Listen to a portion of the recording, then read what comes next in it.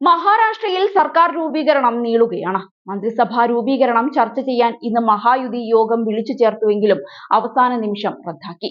ഇതിനിടെ കാവൽ മുഖ്യമന്ത്രിയും ശിവസേന നേതാവുമായ ഏക്നാഥ് ഷിൻഡെ തന്റെ ജന്മനാടായ സത്താരയിലേക്ക് തിരിച്ചു.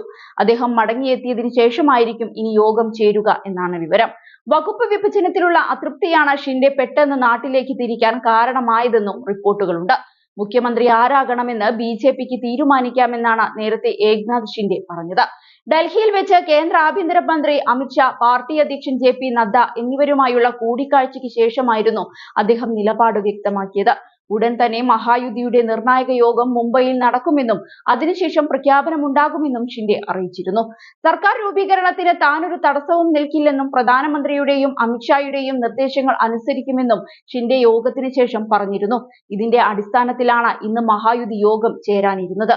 എന്നാൽ വകുപ്പ് വിഭജനം സഖ്യത്തിനുള്ളിൽ കല്ലുകടിയായെന്നാണ് ദേശീയ മാധ്യമങ്ങൾ റിപ്പോർട്ട് ചെയ്യുന്നത്. ദേവേന്ദ്ര ഫഡ്നാവിസ് മുഖ്യമന്ത്രിയായാൽ ഉപമുഖ്യമന്ത്രി സ്ഥാനത്ത് ഷിൻഡെയെയും അജിത് പവാറിനെയും നിയമിക്കാനാണ് ആലോചന. എന്നാൽ ഉപമുഖ്യമന്ത്രി പദത്തിൽ തുടരുന്നതിനോട് ഷിൻഡെയ്ക്ക് ഒട്ടും തന്നെ താല്പര്യമില്ല. മുഖ്യമന്ത്രിയായിരുന്നയാൾ ഉപമുഖ്യമന്ത്രി സ്ഥാനത്ത് ഇരിക്കേണ്ട കാര്യമില്ലെന്നാണ് ശിവസേനയുടെ നിലപാട്.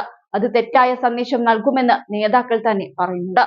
മുഖ്യമന്ത്രി സ്ഥാനത്തിന് പകരമായി പല സുപ്രധാന വകുപ്പുകളും ശിവസേന ആവശ്യപ്പെട്ടിട്ടുണ്ട്.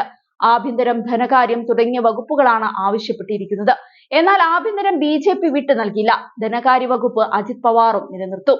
ശിവസേനയ്ക്ക് നഗരവികസനം പോലുള്ള വകുപ്പുകളായിരിക്കും ലഭിച്ചേക്കുക.